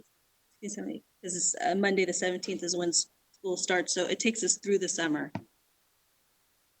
That's what I thought, that it was not a end of June because this is covering summer Yes. employment. Yeah. Wanted to make sure that was clear for everybody. And Dr. Wesley, could for the purpose of the public, could you define the difference between a furlough and a layoff? Yes, I can. So the layoff is actually a board action. The board has the right to lay off employees, which means that they would no longer be an employee of the district. Although employees do have the right, 39-month rehire, they have the right to the job should we open it up again, but they are no longer employees of the district. A furlough is something that is negotiated with the union and once ratified by the board, but the union can enter into a negotiation with the district to not pay employees for a period of time. So that would be the furlough. The employee is still on paid status, still may receive benefits from the district depending on how that agreement is negotiated, but they are still considered employees. And then the furlough is for a period of time. And once that time is over, then they would, unless renegotiated, resume their position and their pay. Thank you. Thank you. I just have one comment that I think the public should remember and understand is that you guys have all worked very hard, union leaders, staff leaders, to make sure that our CDC employees are being paid during the shutdown. Everybody is being paid, including our CDC employees who are not funded by state ADA. So thank you for doing that and for being proactive and coming up with an option. God forbid, should we not be able, this closure remain continued. Yes, thank you for pointing that out. And Dr. Wesley, and kudos, and second that. And Dr. Wesley, I'm not sure the public really understands how the public has had a role in allowing this agreement to go forward. Maybe you could just take a second and talk about the contributions from the public that have factored into this. Yes, certainly. Thank you for giving me the opportunity. So our CDC program is fee-based, which means without them being open and without the ability to pay the tuition, we don't have the salaries to pay our employees. Fortunately, the director has had the foresight to manage a pretty healthy reserve, which is getting us through this time between March 13th and the end of the school year to be able to pay employees. But that will all be used if it hasn't been shortly. And then in addition to that, we sent out a letter letting parents know that they have the option of continuing to pay the tuition each month or a portion of it as a donation to the CDC program. Last I heard, we were up to about $160,000 or $70,000 in donations, which is going towards the salaries of our employees. So that's what is allowing us to pay our employees until the end of the school year, which is June 10th. So hopefully, again, we will have the ability to reopen and continue to pay our employees. I mean, our employees are like our extended family. They're valued, they're needed, and we hope that we can bring them back sooner than later. Oh, and one other thing is I did receive official word that our principals have donated the Skechers money, $123,000 towards the salaries as well, which is very generous. And again, compliments to our public and our community for all the participation. Yeah, again, I want to reiterate the same as what others have said, that, you know, people have donated money, people have put a lot of money in. All of our employees are still being paid. And I think that's something that both sides need to appreciate, the fact that people have jobs right now in this uncertain time while some of the parents are dealing with things, yet the teachers are also now in that same boat, being home with kids, trying to teach while educate at the same time. So it's a very interesting dynamic that we're seeing, that the teachers are employed, but seeing the same side of the people that, you know, might be furloughed themselves. As a parent, again, I receive information and fun activities and tips from our CDC teachers every week. So we're thankful for that. Michael Christensen, your vote on 12.9. And you mean, okay. Raymer Flynn. Aye. Brad Serkin. Aye. David Whitkin. Aye. And I vote yes as well. So 12.9 passes unanimously. 12.10, approve the attached resolution to modify salaries, R:19-20:32. So moved, Brad. Second, David. So this resolution is a resolution that we bring forward every year at this time. It declares our ability to open negotiations in good faith with all of our bargaining units and our unrepresented staff without a state adopted budget, which includes negotiating salaries and benefits. So the recommendation would be that our board adopt this resolution, approve this resolution. Hearing no questions, I will call for a vote. There's no student vote on this one since it relates to salaries. David Whitkin. Aye. Michael Christensen. Aye. Brad Serkin. Aye. Raymer Flynn. Aye. And myself, I vote aye. 12.10 passes unanimously. 12.11, approve the 2020-2021 dates, hours, and location for regular meetings of the Redondo Beach Unified School District Board of Education. So moved, David. Second, Raymer. Thank you. And Dr. Keller will come and speak to it. You brought up the wrong information, but you will see, long story is you will see more meetings this coming year. It's timely. It just some of the way the breaks and vacations worked out. I think the net gain, if there is one, is approximately 3 meetings compared to this year. 2 or 3 more. I have no objection to 2 meetings a month, so I think it's fine. Anyone have any discussion items, any issues, any specific dates or months? And noting that it's, unless anything changes in law, Mr. Christensen, Serkin, and myself will not be serving after April of 2021. So the last meetings aren't applicable to our actual participation. So student advisory vote on 12.11. Aye. Michael Christensen. Aye. Raymer Flynn. Aye. Brad Serkin. Aye. David Whitkin. Aye. And I vote yes as well, so that passes unanimously. 12.12, approve the amended 2019-2020 dates, hours, and location for regular meetings of the Redondo Beach Unified School District Board of Education. So moved, David. Second, Mike. Dr. Keller. It was asked to bring this forward. We have it before you, and we'll let the board consider the agenda item. So what's here is basically removing the May 12th meeting. No, you're Otherwise, I'll canceling it. You're not moving it. You're canceling it. removing, I said, but yes, canceling. I don't agree with that. I'm thinking along the lines of Raymer that we probably ought to keep it on the calendar for now. There's so much going on. Yeah. What was the thought behind removing it?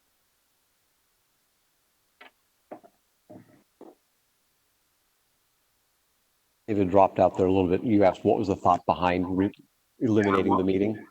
Yeah, what was the thought behind canceling that? The idea. I think it was reduction of the amount of things that we've been going on, similar to the fact that we eliminated one of our other meetings. But if the board considers that there's enough going on and we want to meet, yeah, I'm happy to leave that in there. Yeah, Yeah, I, it was- I would want to keep that meeting on the calendar. So do we have to amend the, Well, we could just. We could would just- vote this down or vote for it, because the only amendment would be if you wanted to add that meeting in and remove something else out. Since the only change that I'm hearing would be that people want to keep that meeting. If so, we just defeat this motion. okay, Yeah. Just defeat it or just amend Right. it, or just table it because we would take no action on it. Well, And the only thing I would ask is if we could start it maybe a little bit later, even if half an hour later than we did this one, be helpful to me. Brad was suggesting talking about- tabling this, but Are you is talking that about the same 11 thing as o'clock, or just you're talking about voting no at that point? Because we don't have anything else scheduled. I would actually prefer to be clean and just kill it if Vote it that's what down. people would like to do. Yes. Call the vote. Just one other question, clarifying question. Right now, the meeting on the 12th is scheduled as an evening meeting. If we move meetings to daytime, do we have to make them special? Or can they still stay regular? As long as we have a 72-hour notification, we can change things such as that. But it would really be up to the superintendent and the then president to decide the time.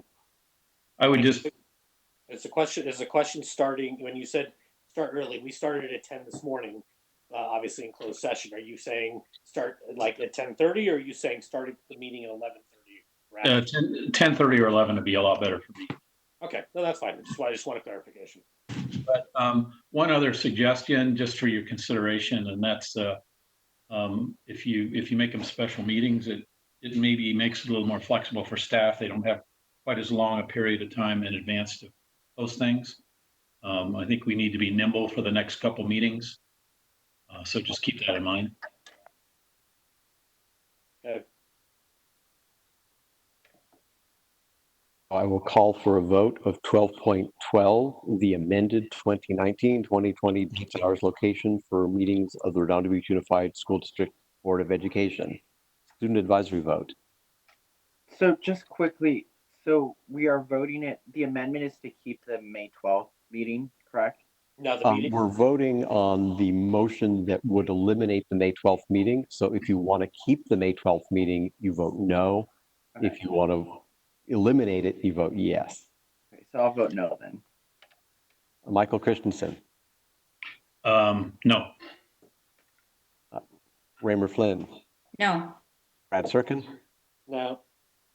David Whitkin, No, and I will also vote no on that one, so that we're unified as unanimous, 5-0 against. And 12.13, approve the opposition letter pertaining to the proposed extension and operations of the AES Redondo Beach Power Plant located at 1100 North Harbor Drive, Redondo Beach, California, 90277. So moved. Raymer moved. Okay, Raymer and David moved and seconded simultaneously. This item was brought to us at the request of Member Whitkin, but also the mayor of Redondo Beach. And this is, again, we're not supporting or opposing the power plant. It's more a mention or an item of when, as opposed to right now, it is presently scheduled to be ending operations the end of this year, so that'd be December 31st, 2020. And the owner is asking for an extension. So we're not supporting or opposing development or the power plant, purely just when the power plant will shut down operations. And I had a couple of quick questions and concerns about this one. if I am understanding, we typically have been kind of staying clear of this. This is of course, a political minefield when dealing with AES. Doing a little bit of research on this item, it's my understanding that the arrangement with the developer is such that it's the deal is structured for a 2023 cessation of power generation. And if it happens earlier, there's exceedingly less of an open space dedication to the city.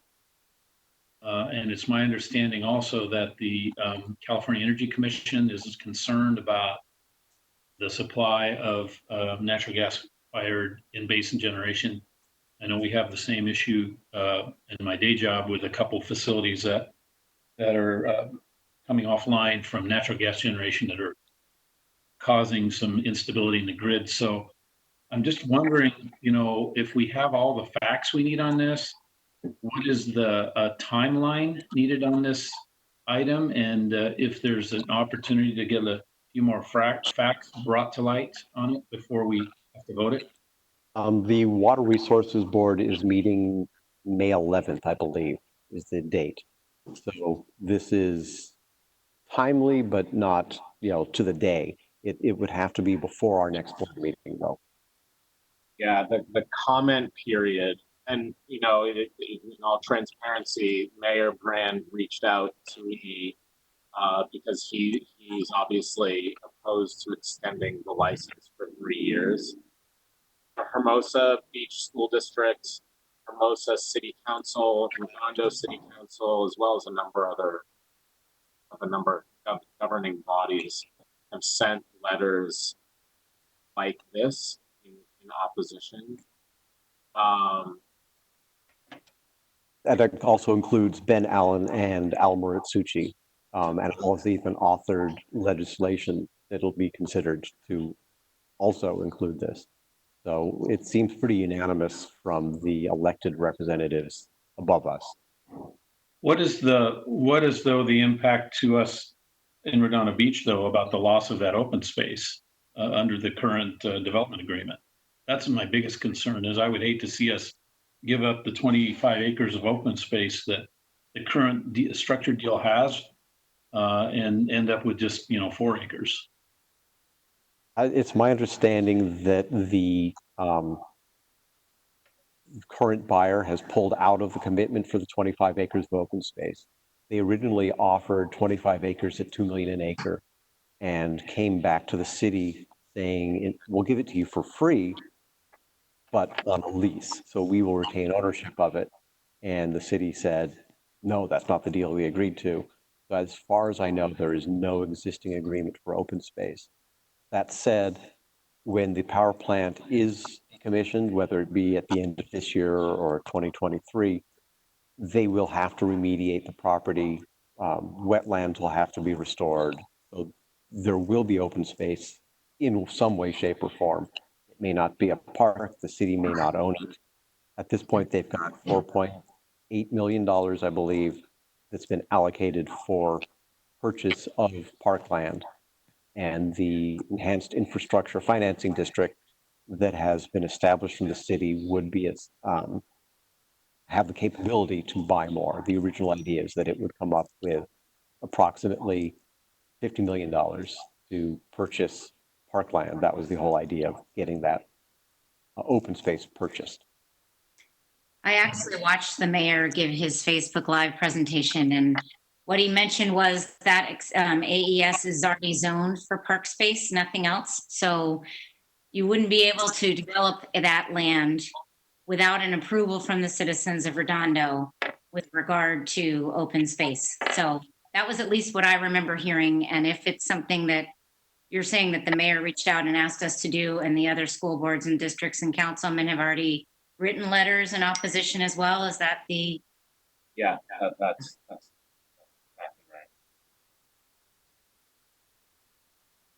right. All right, so is the board pretty comfortable about walking into this minefield? I think it's not as controversial. Yeah, this board. Yeah.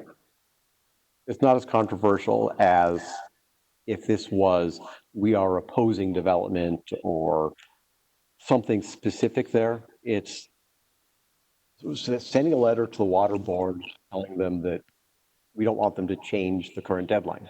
Deadline is what it was. It's what it's been for many years.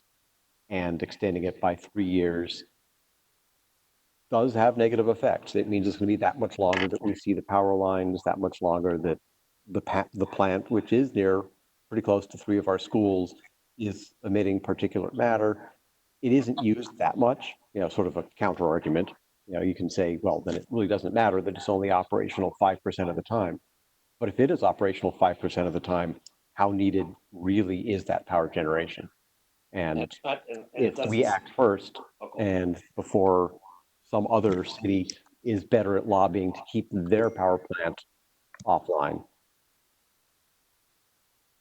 And we feel we have a good handle on what might be unintended consequences. I think so. Brad, were you saying something? At the end of the day, like, our letter is not going to make a difference whether the water board says yay or nay on that particular issue. Totally realizing that this is a political minefield. I think if you asked me the question, would I rather see the power plant cease operations December 31st or 3 years from December 31st? My answer is yes, and I'm willing to, support the mayor when he asks for our support. Yeah, and if that's the issue, clearly that's something we would have interest in advocating for. We want to be sure that we're not doing something that would be killing a deal that would ultimately hurt us or create some problems that would come to haunt us later. Yeah, I don't. All right. And, in addition, the developer has never reached out to the school district. They haven't done anything to come talk to us and say, hey, we think you should support the other side. So if you want to think about it from one side, it's not that the developers come to us and said, hey, if you support us with this, we'd be happy to allocate money towards schools or do, there's nothing that's gone on where there's a deal that we have with anybody. And as far as I know, the developers pretty much killed any of the deals they've already got with the city. So I don't think there's goodwill out there that's going to be destroyed by this. Okay, answers my questions. Sure, that's why we have it here, so we have nice open discussion. Student advisory vote? Aye. Michael Christensen. Aye. Raymer Flynn. Aye. Ed Serkins. Aye. David Whitkin. Aye. And I vote aye as well. That passes unanimously. Brings us to information items, unofficial attendance and enrollment reports.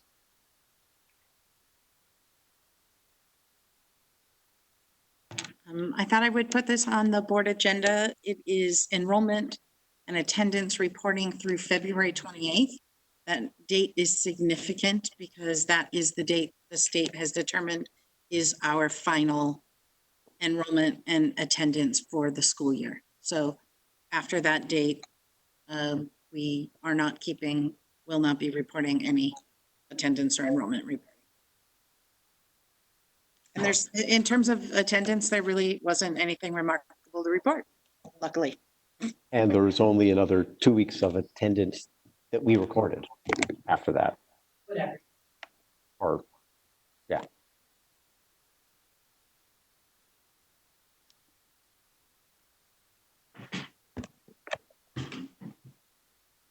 I can't When hear somebody you. goes up to speak so we don't get echoes. 14.1, receive for first reading the following board policies and administrative regulations.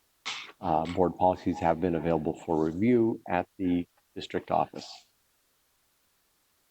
Thank you. So I have for you for discussion the board policy on grading guidelines during the spring of 2020. Obviously, with the school closures and the changes in the teaching delivery, we've had to adjust our grading practices. So you have in front of you basically kind of our thinking around approaching the grading guidelines with a lens of equity and holding students harmless, and really focusing not so much on grades, but really enhancing learning opportunities and preparing all of our students for advancement for the next course, next grade level. So for elementary students, I'm not going to go unless you guys want me to go. Okay, so elementary and secondary is right there. And it was done very collaboratively with our school leaders and our TOSAs and Susan's, facilitating that. So it was very transparent, collaborative with RBUSD. The other thing I have in front of you is the AR 6146.1 administrative regulations on graduation requirements. RBUSD, RUHS had the 230 credits requirement for high school students. And for this class, class of 2020, we made some revisions to lower it to 220 credits. Some of our surrounding school districts, such as El Segundo, was at 220. Torrance Unified School District High School is also at 220. The thinking behind that is that just under these the pandemic, that we would just go down to what the state required, which was 220 credits. Next, there was just some minor revisions, some outdated language, such as the KC that was redacted out of the administrative regulation. The next one is the high school graduation requirements, board policy 6146.1. Just some minor edits as well. Adding Chrysler, Pardon me? changing Redondo Shores to Patricia Chrysler. Yes. And then just kind of just for this year, the class of 2020, again, the 220 credits. I believe that is it. And to reiterate, the 220 is the state minimum requirement. Yes. So we're going to the state minimum where we used to have it exceeded. Right. Thank you. I just have a question. Is this for just this graduating class or is it policy forever? Sorry. It is just for this year. We are absolutely open to discussing it with Dr. Wesley and our BTA future as well. But this is for just this year.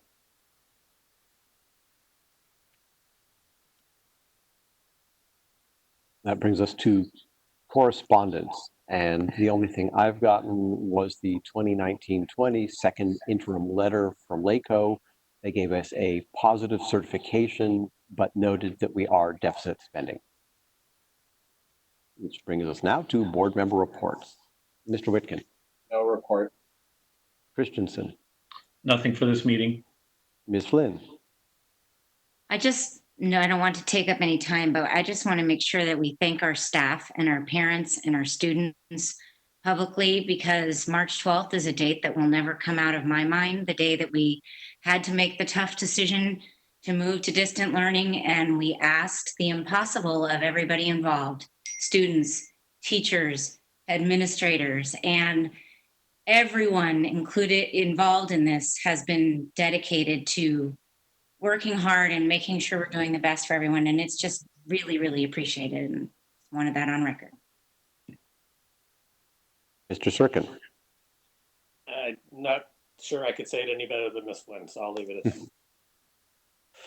And my report, I would, reiterate same thing that has been said already, thanking everybody as well as thanking our parents again for their support and of course their money to help support us with Measure Q, which has allowed us to be able to do as much as we have been able to do. Otherwise, I attended a coffee with the Toledo parents, which was hosted by Dr. Bruna as a online meeting. Got to listen to some of their concerns and actually what they were happy with. And I also met with some of the local school board presidents on an online meeting.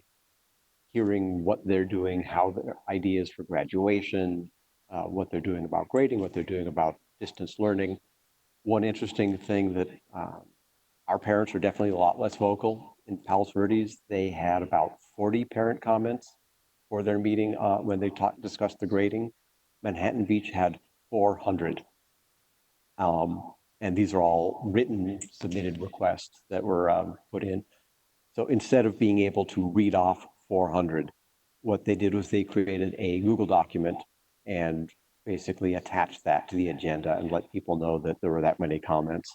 They're thinking that they might select some number of comments to read, but the issue there is if you read a few comments, somebody might say you're cherry picking. So they still have a decision to make on how they do that. I don't think we're going to have that issue, but if we do get to the point where reading the comments would take longer than our allocated time, we would have to make some sort of board decision on how to handle very large numbers of comment. And that then brings us to 16.1, elect a president of the Board of Education. Do I hear any nominations? I nominate Brad Serkin for president. Do you accept? I do. Do I hear any other nominations?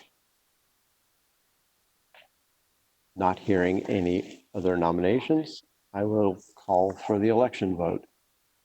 Student advisory vote, Brad Serkin as president of Board of Education. Aye. Michael Christensen. Aye. Raymer Flynn. Aye. Brad Serkin, I think you vote on yourself. Well, then aye.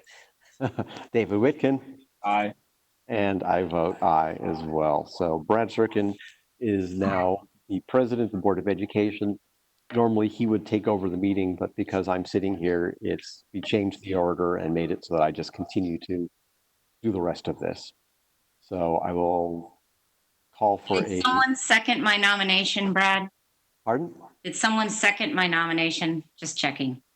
I believe I heard a second. No? No, Oh, that's right. No, no one seconded. So would somebody like to retroactively second? Yeah, we'll second. Okay, so Mike Christensen seconded. I got Brad's acceptance of the nomination, but I forgot about the second. Just So make it legit, or else you can't Yes. leave, Brad. Yeah. The only weird thing is I'm not the chair, so I think I can nominate. I don't know if I'm allowed to actually nominate somebody myself now that, because Brad is the president. So the next is to elect a vice president of the Board of Education. I'm still going to call for nominations. I will nominate Raymer Flynn. I know I'm president, but I will nominate. I will second that since I can second things. Brad Serkin nominated Raymer Flynn. And I seconded, and Raymer accepts. I accept. Are there any other nominations? Hearing none, student advisory vote for Raymer Flynn as vice president. Aye. Michael Christensen. Aye. Raymer Flynn. Aye, I guess. Brad Serkin. Aye. David Whitkin. Aye. And I also vote yes. So Raymer Flynn is unanimously elected. Okay, next up is presiding officer of the Board of Education. And I'd like to, since I can, I'll nominate Michael Christensen. And I will second that. Right. Is there any other nominations? Student advisory vote for Michael Christensen as presiding. Pardon? Oh, I think did you accept, Mike? Yes. Okay, Mike accepted. Okay, student advisory vote for Michael Christensen as presiding officer. Aye. Michael Christensen. Yes. Raymer Flynn. Aye.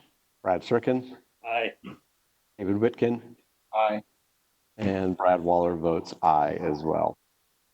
Now it's up to the board president, Brad Serkin, to appoint a board member to serve as the member of the Board of Education for SoCal Rock. Okay, so I'd like to ask Michael Christensen to continue on in SoCal Rock if he so chooses, with the caveat of I would like to arrange a transition for Raymer to take over that position in January under normal transitional guidelines, since we will be, Mike, Brad and I will be leaving the board in April at this point. Would like Raymer to step in when normal elections are for SCROC, if that makes sense to you, Michael. Oh, I understand what you're saying. And my only discussion point on that is to whether or not Brad Waller is interested in doing the same thing. I'm happy to serve either place, but the fact that you've been there and you, for the last couple meetings where things have been a little bit weird and you're doing transition and all this other discussions, I think it actually makes more sense for you to continue without having me show up for a few months and then disappear again. I'm okay with it. The transition you want to do in January, would you want to do it any earlier? We can do it earlier. My thinking originally was, since most of the other boards come on board in January, that was kind of where my thinking was, is to allow Raymer to come in at the same time as new board members. But if your feeling is you want to step back sooner, you know, then we can always have that discussion and have Raymer step in earlier. Yeah, I'm okay taking it, and then let's just keep open the transition time. Okay. Yeah, that's fine. I mean, as long as you're good. My main thing is you're good with staying at least for the foreseeable future. If you tell me next month, look, I need to step aside, that's okay too. All right, I'm good with that. And don't forget, I'm of course giving Raymer responsibilities, but she can attend those SoCal Rock board meetings as a member of the public and become familiar with things ahead of time if you would like to do that. I jumped in because I just got elected and showed up my first meeting, but I could see value in being a little bit more familiar with the operations, the people, how the meetings work before you show up your very first time. Well, it could be me or David, right? Given the fact that we'll have continuity on the board. Yes. Is that the thinking Well, for I mean, having me be yeah. involved? Okay. Yeah. But anybody could show up as a member of the public and just observe if they wish. Sure. Okay. This brings now the next responsibility for Board President Serkin is to appoint a board member to serve as representative of the Board of Education. Representative of the Board of Education to Beach City's Health District Blue Zones Committee. So this particular item has the Beach Cities really hasn't had any meetings specifically of late. I have served on it the last 7 years. I guess to keep continuity, we'll continue for the final year with there. So I think I'll stick with that. You know, we may want to revisit as far as I have a couple other committee ideas, but for right now, I'll stick with that one right now. Well, you serve at the pleasure of the president. And then the last item I've got here is for Brad Serkin to appoint a board member to serve as the legislative representative of the Board of Education. So, Mr. Waller, I was going to ask if you would like to take on the ledge representative for the next year. I'd be happy to do that. That'd be my first time doing that job. Great. That then brings us to calendar of events. And I'm going to sort of, this is not part of the agenda packet because we didn't know about the May meeting, but basically we're saying the next meeting of the Board of Education is May 12th at this room, probably at 11 a.m. We're assuming. The one after that will be May 26th. And then the next meeting after that would be June 9th, 2020. I don't have any school holidays to report on or or open houses or any of those things that normally would be. But yeah, yeah, there are the holidays, but I just didn't put it in there since it's not so important to people. And then we'll hopefully know more about high school graduation, end of the year festivities, things like that. Sometime in the next few weeks or month. Do I have any future agenda items anyone would like to add? I had an item, and maybe I don't know if Ricardo is back there listening or not, but we were going to bring the Girl Scout, Boy Scout group in at the next meeting. I don't know whether that's something we want to try doing virtually, but if there's a way we could make that work at either one of those 2 meetings, I would still like to be able to give it a try. If there's some way of doing a mass Zoom or something like that, that we plug in as one window, no, I'm getting, Board members, me, to go and like, a WebEx. Board members, me. yeah, so the board president and maybe Mike, because he's got the children in scouts, both boy and girl, could do a meeting where it's just the recognition of the 2 board members. Yeah. Yeah, and Ricardo's gonna have to struggle with reaching people, but they're, okay, so it may not be at a meeting, but we've got commitment that something will be worked out for a virtual screen share where we can go off and bring everybody in and recognize them.